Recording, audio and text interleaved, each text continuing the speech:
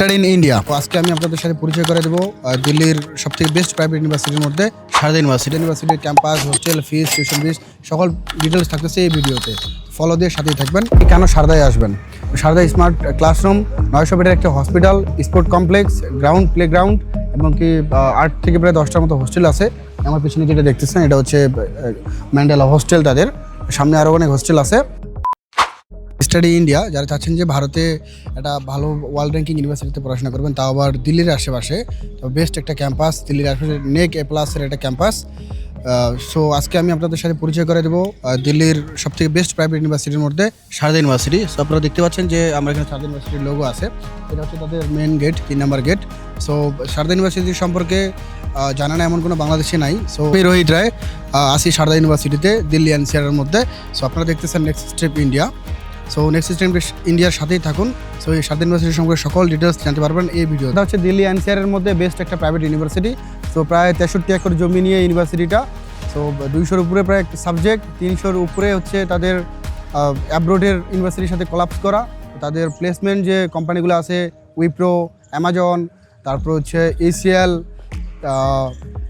Del, others যে tech related কোম্পানিগুলো আছে প্লেসমেন্টের ক্ষেত্রে, এই কোম্পানিগুলোতে তারা প্লেসমেন্ট দিয়ে থাকে।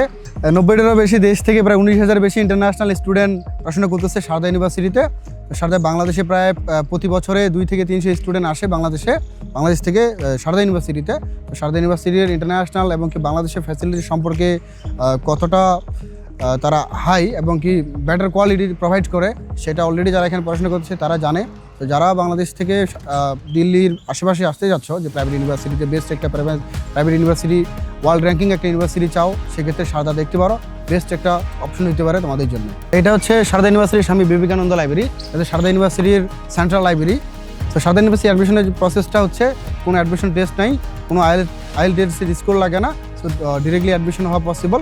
সো যারা ঝামেলা ছাড়াই ভিসা প্রসেস থেকে অ্যাডমিশন থেকে শুরু করে ভিসা প্রসেস এখানে আসা পর্যন্ত সাপোর্ট চাচ্ছেন বা একটা হেল্প চাচ্ছেন, সঠিক একটা গাইডলাইন প্রপার চাচ্ছেন, তা কন্ট্যাক্ট করতে পারেন হোয়াটসঅ্যাপে। স্ক্রিনে হোয়াটসঅ্যাপ নাম্বার দেওয়া আছে। সো আপনারা জাস্ট অ্যাডমিশনের ডিসিশন নেন, বাকি এখানে আসার পর পর্যন্ত রেসপন্সিবিলিটি আমাদের। প্রথমে আমি কোনো কিছু জানতাম না, এখানকার পরিবেশ সম্পর্কে জানতাম না। তো অনেক ভিডিও দেখার পর এই দাদাদের ভিডিও আসে সামনে, তো পরে দাদাদেরকে মেসেজ দিই, হোয়াটসঅ্যাপে মেসেজ দিই।